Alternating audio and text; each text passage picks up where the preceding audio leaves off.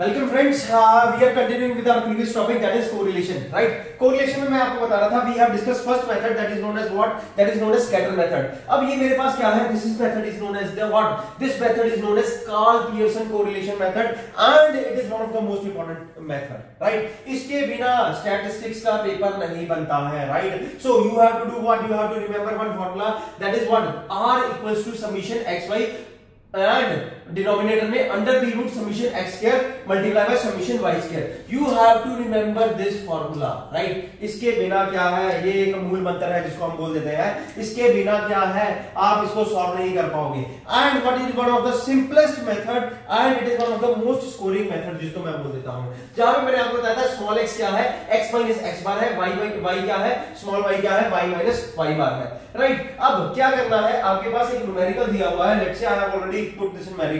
आपके पास एक कुछ वेरिएबल है x और कुछ वेरिएबल है y, एक वेरिएबल है x, एक वेरिएबल है आपके पास y। x को मैंने मान लिया क्या है, ये मेरे पास सेल्स है, y मेरे पास क्या है, खर्चा है, कि जो मेरी है कितनी मेरी बिक्री हो रही है और कितना मैंने खर्चा किया हुआ है, और ये फिगर्स क्या है इन लैक्स के अंदर, ये फिगर ये भी लैक्स के अंदर है and this figure is also in क्या है, लैक्स के अंदर है, राइट। अब x वेरिएबल 50 50 55 60 ये आपके पास लैक्स के अंदर फिगर दी थी, ये आपने क्या किया हुआ था, ये आपने टोटल खर्चा इसके अंदर किया हुआ था, राइट। तो आपके पास क्या है, x एंड y वेरिएबल, दोनों वेरिएबल आपके पास दिए हुए हैं। अब आपको क्या करना पड़ेगा, you have to find out what, you have to find out small x, आपको फाइंड आउट करना है। स्मॉल x का मतलब क्या हुआ, x माइनस x बार। तो आपको क्या करना पड़ेगा, x बार की वैल्यू निकालनी होगी। x बार क्या हुआ, आपने क्या करना है, इस सबको टोटल कर देना है, वो आपके पास क्या वैल्यू आ जाएगी 580। x bar is nothing, x bar is the average, जिसको हम बोल देते हैं average, summation x divide by n। तो मैंने जब इसको टोटल किया मेरे पास कितना आ गया, 580 मेरे पास टोटल आया। n मेरे पास क्या था, नंबर 1 2 3 4 5 6 7 8 9 10 डिवाइड बाय n करूंगा तो मेरे पास ये कितनी वैल्यू आ जाएगी, 58 मेरे पास ये वैल्यू आ जाएगी। On the similar lines, y मेरे पास दिया हुआ है, जब मुझे y बार निकालना है, y बार क्या हुआ, समीशन y जब मैंने किया मेरे पास कितना आ गया, 140 आ गया, डिवाइड बाय 10 कर दूंगा तो मेरे पास ये वैल्यू कितनी आ जाएगी, it comes out to be 14। अब जो सेकंड मेथड मेरे पास, सेकंड स्टेप आ जाता है, सॉरी सेकंड स्टेप क्या है, x माइनस x बार। x की वैल्यू 50 थी, x बार आपके पास 58 था, 50 माइनस 58 करोगे आपके पास कितना आ जाएगा, माइनस 8 आ जाएगा। 50 माइनस 58 आपके पास माइनस 8 आ जाएगा, 55 माइनस 58 माइनस 3 आ जाएगा, 60 माइनस 58 आपके पास 2 आ जाएगा। मतलब जो ये आपके पास वैल्यूज दी हुई हैं, आपने क्या करना है, इन वैल्यूज में से 58 को माइनस कर देना है और ये वाली वैल्यूज आपके पास सारी की सारी यहाँ पे आ जाएगी।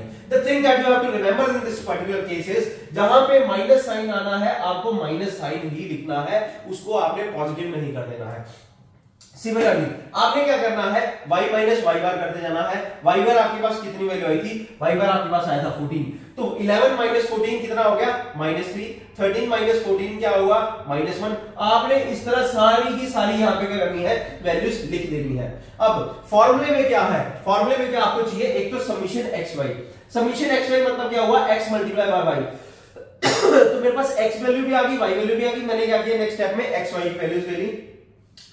माइनस 8 मल्टीप्लाई बाय माइनस 3 आपके पास कितना आ जाएगा, 24। माइनस 8 मल्टीप्लाई बाय माइनस 1 आपके पास कितना आ जाएगा, 8। Minus 3 multiply by 0 0। इसी तरह आपने क्या करना है, सारी की सारी वैल्यूज करते जाना है और लास्ट स्टेप में इसका क्या करना है, सबमिशन कर देना है। जब आप सबमिशन करोगे, सबमिशन मतलब टोटल किया, आपके पास ये कितनी वैल्यू आ जाएगी, 70 यहाँ पे आपके पास वैल्यू आ जाएगी। तो सबमिशन xy आपके पास ऑटोमेटिकली क्या आ गया, 70 आ गया। अब डिनोमिनेटर में जो वैल्यू है that is known as what, summation x square. x आप निकाल चुके हो और आपको क्या करना है, सबमिशन निकालना है x स्क्वायर का। इसको माइनस 8 है, इसका स्क्वायर किया 64 आ जाएगा, 64 आ जाएगा, माइनस 3 का 9 आ गया, 2 का 4 आ गया। इस तरह इसको जब आप टोटल करोगे आपके पास कितनी वैल्यू आ जाएगी, 360 वैल्यू आ जाएगी। y स्क्वायर आपके पास है, y वैल्यूज आपके पास है, जब इसको स्क्वायर करोगे तो आपके पास ये वैल्यूज आ जाएगी and it comes out to be 22। अब कुछ नहीं करना, ये एक फार्मूला था जिसको मैंने बोला था इट इज ए मूल मंत्र। इस फार्मूले के अंदर आपने ये वैल्यू डाल देनी है। समीशन xy आपके पास क्या हुआ, 70 आया, समीशन xy आ गया, under the root x square, x square की वैल्यू आपके पास 360 है, मैंने 360 लिख दी, 22 है 22। जब आप इसको सॉल्व करोगे आपके पास r की वैल्यू कितनी आ जाएगी, 0.787। अब r की वैल्यू 0.787 आने का मतलब क्या हुआ, r की वैल्यू हमेशा एक चीज आपने क्या करनी है, याद रखनी है, r की जो वैल्यू है it always varies from -1 to 1। मतलब r की वैल्यू कभी भी -1 से कम नहीं जाएगी और 1 से कभी भी क्या होगा, ज्यादा नहीं जाएगी, राइट। तो ये क्या है, आपके पास r की वैल्यू है। तो अब जब r की वैल्यू आपके पास क्या आ रही है, प्लस की टर्म में, ये आ रही है प्लस 0.787, इसका मतलब क्या हुआ, it is highly correlated and जो इनके बीच में कोरिलेशन है that is a positive correlation. Highly correlated मतलब क्योंकि जो है 0.787 का वैल्यू आ रही है मेरे पास और ज्यादा से ज्यादा वैल्यू ये 1 हो सकती है, 1 से ज्यादा नहीं हो सकती। तो मतलब जो वैल्यू आई है ये नो डाउट बहुत ज्यादा वैल्यू है, 0.787 अच्छी वैल्यू आई है, मतलब there is a high positive correlation between the sales and expenditure in this particular case. तो ये मेरे पास जो मेथड था that is method is known as Karl Pearson correlation method है। Karl Pearson correlation method exams के point of view से it is very very important method, right. अब आया थर्ड मेथड मेरे पास। थर्ड मेथड मेरे पास क्या आ जाता है, that is known as rank correlation method, right. Rank correlation method, rank correlation method, rank का मतलब क्या हुआ, इस केस में जैसे यहां पे मैंने क्या किया हुआ था, यहां पे मेरे पास कुछ ना कुछ वैल्यूज गिवन थी, उस केस में मेरे पास क्या है, वैल्यूज नहीं गिवन है, मैंने क्या करना है, कुछ ना कुछ रैंकिंग देनी है। रैंकिंग देने के बेसिस पे ही मैंने निकालना है कि इस पर्टिकुलर केस में कोई कोरिलेशन एग्जिस्ट करता है या नहीं करता है, राइट। थर्ड मेथड जो मैं लिख रहा जा रहा हूं that is known as what, it is known as rank correlation method. Rank correlation method, rank मतलब रैंकिंग देना, राइट। रैंकिंग देने के बेसिस पे आपने क्या करना है, अपने जो आपके पास डेटा है, जो वेरिएबल्स है, उसके बीच का आपको क्या करना है, रिलेशनशिप निकालना है। इसका फॉर्मूला क्या होता है रैंक कोरिलेशन मेथड का, r equals to 1 - 6 summation d square, right, divide by n cube minus n। ये एक फॉर्मूला है जो आपने क्या करना है, याद रखना है।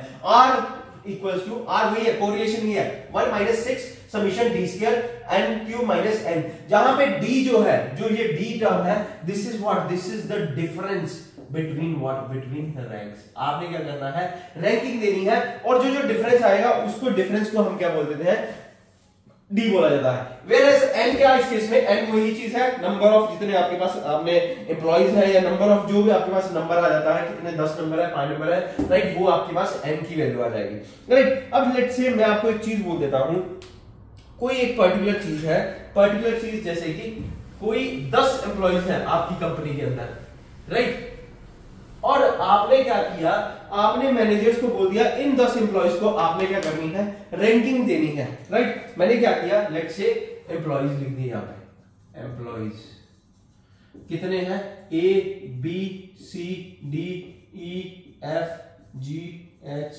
I J, 1 2 3 4 5 10 आपके पास क्या हो गए, एम्प्लॉइज हो गए। और जो पहला मैनेजर था, मैनेजर 1, उसको बोला गया कि आप भी रैंकिंग दो, मैनेजर 2 है उसको भी बोला गया आप भी रैंकिंग दो, राइट। जो फर्स्ट मैनेजर है उसने रैंकिंग क्या दी, लेट से उसने रैंकिंग दी 10 2 1 4 3 6 5 8 3 6 5 8 एंड आपके पास 7 9, ये रैंकिंग दी गई by first manager. Second manager ने आपने क्या किया, रैंकिंग दी, उसने क्या किया, दिया 9 4 2 3 1 5 6 2 3 1 5 6 देन 8 7 10 8 7 10 10 एम्प्लॉइज मेरे पास थे, रैंकिंग दी गई, मैनेजर जो मैनेजर फर्स्ट था, मैनेजर फर्स्ट था, उसने ए वाले एम्प्लॉय को कितना रैंक दिया, 10वां रैंक दे दिया, बी वाले को कितना रैंक दे दिया, सेकंड रैंक दे दिया, सी वाले को बोला फर्स्ट रैंक दे दिया। मतलब it is based on what, it is based on the ranking, it is based on the criteria of manager 1। इसने बोला कि जो फर्स्ट रैंक है ना, सी ए कितना अच्छा एम्प्लॉइज है कि इसको रैंक 1 ही देना चाहिए, जो सी ए है, बी है, उससे थोड़ा कम अच्छा एम्प्लॉय है, इसको मैंने रैंक 2 दिया। इसी तरह इसने रैंकिंग दी और इसी तरह इसने रैंकिंग दे दी। अब मैंने क्या किया, मुझे क्या करना है, कोरिलेशन निकालना है बिटवीन द रैंकिंग की, वो सही है नहीं है। मैंने क्या करना है, मैंने आपको एक फॉर्मूला बताया था, r equals to 1 - 6 summation d square upon n cube minus n। तो मेरे को क्या करना है, एक डिफरेंस निकालना है, राइट। डिफरेंस क्या हुआ, 10 - 1 1 2 - 4 कितना हुआ -2 लिखना है, 2 लिखना है, कुछ भी, क्योंकि मेरे को यहाँ पे डी स्क्वायर हो जाएगा, मेरे को फर्क नहीं आएगा। तो आपने डिफरेंस भी लिखना है, डिफरेंस लिख दिया, माइनस लिखना है, माइनस लिख दिया। 1 -2 -1 1 2 1 -1 0 0 -1, मैंने डिफरेंस लिखा। अब d का स्क्वायर कर देना है, 1 4 1 1 4 1 1 0 0 1, राइट। मेरे को क्या चाहिए, समीशन डी स्क्वायर चाहिए। समीशन होता है टोटल। तो 1 + 4 5 6 7 11 12 13 14, ये आपके पास कितना आ गया, 14। तो वैल्यू क्या आएगी, r की 1 - 6 समीशन डी स्क्वायर, ये फॉर्मूला पुट कर रहा हूं, 14। अब आपने मुझे बताना है n इस केस में कितना है, n जितने मेरे पास नंबर ऑफ एम्प्लॉइज थे वो कितने थे, वो क्या थे, मेरे पास 10 थे। तो 10 का क्यूब कितना हो जाएगा, 1000 -10।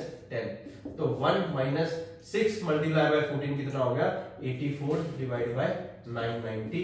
यहां से आपने क्या करना है, r की वैल्यू निकाल देनी है। जो r की वैल्यू आपके पास आएगी, that comes out to be 0.915।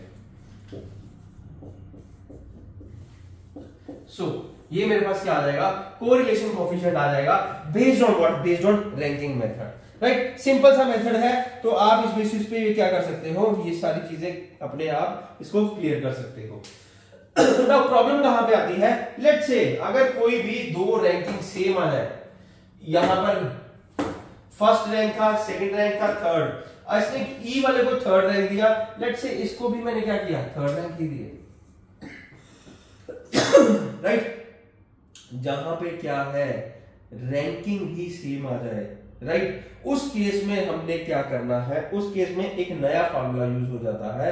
That formula is known as what, that formula is known as 1 minus, मैं इस फार्मूला को लिख रहा हूं यहां पे, r = 1 - 6 समीशन, वही सारी की सारी पहले तो टर्म वही आ जाएगी, 6 समीशन डी स्क्वायर, ब्रैकेट में कर देना है 6 summation D square plus 1/12 m1³ minus m1, right.